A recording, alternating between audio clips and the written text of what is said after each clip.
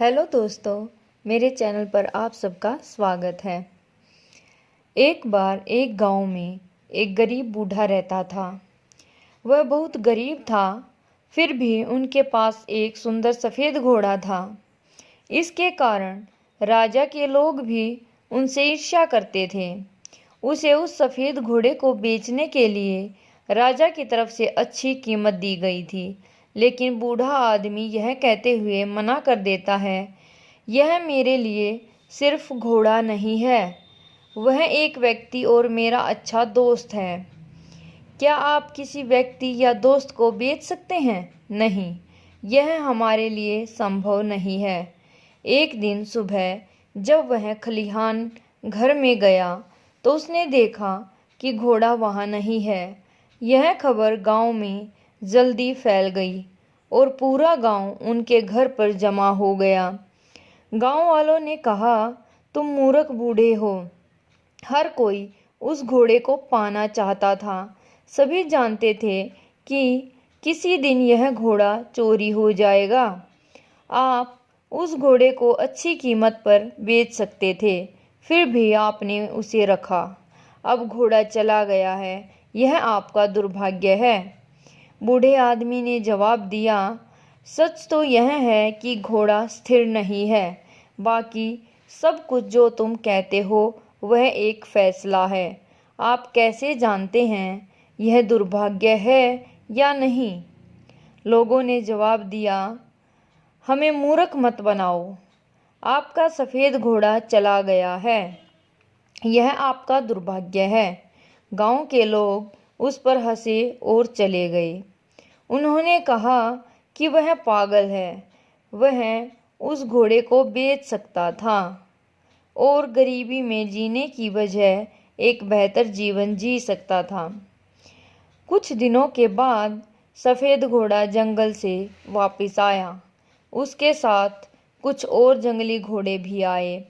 गांव के लोग फिर उनके घर पर इकट्ठा हो गए और बोले, आप सही थे, यह दुर्भाग्य नहीं बल्कि आशीर्वाद है। अब आपके पास और भी सुंदर घोड़े हैं, आप उन्हें प्रशिक्षित कर सकते हैं और बेच सकते हैं। बूढ़े ने उत्तर दिया, फिर से आप बहुत दूर जा रहे हो। बस आप यह कहे कि घोड़ा वापस आ गया है।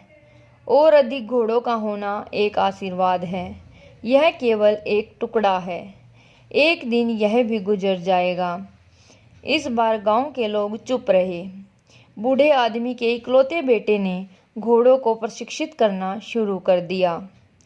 कुछ दिनों के बाद उन जंगली घोड़ों को प्रशिक्षण देने के दौरान बूढ़े का बेटा घोड़े से गिर गया और उसके पैर टूट गया।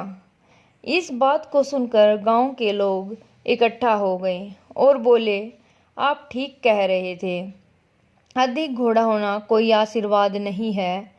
अब तुम्हारा बेटा इससे घायल हुआ है, इस बुढ़ापे में अपने अपाहिज बेटे का क्या करोगे? बूढ़े ने उत्तर दिया, इतनी दूर मत जाओ, इतना ही कहो कि मेरे बेटे की टांग टूट गई है। कौन जानता है कि यह दुर्भाग्य है या आशीर्वाद? किसी को नहीं मालूम। एक महीने बाद युद्ध के कारण गांव के सभी युवाओं को सेना में भर्ती होने के लिए मजबूर होना पड़ा। इसीलिए युवाओं के माता पिता और गांव के सभी लोग रो रहे थे। गांव के लोग बूढ़े आदमी के पास आए और कहा, हमारे बेटे हमेशा के लिए चले गए। आपके बेटे की चोट लगना वरदान साबित हुआ है। कम से कम वह जिंदा है और आपके साथ रह रहा है। बूढ़े ने उत्तर दिया, कोई नहीं जानता, इतना ही कहो, हमारे बेटा को सेना में भर्ती होने के लिए मजबूर किया गया और आपके बेटे को मजबूर नहीं किया गया। लेकिन कोई नहीं जानता यह आशीर्वाद है या दुर्भाग्य है, केवल भगवान जानता है। इसलिए दोस्तों, हमें इस कहानी से यही शिक्षा मिलती है कि हमें किसी भी स्थिति का न्याय केवल उसी से नहीं करना चाहिए जो हम देखते हैं। हम कभी यह नहीं जानते कि आगे क्या होने वाला है। धन्यवाद दोस्तों।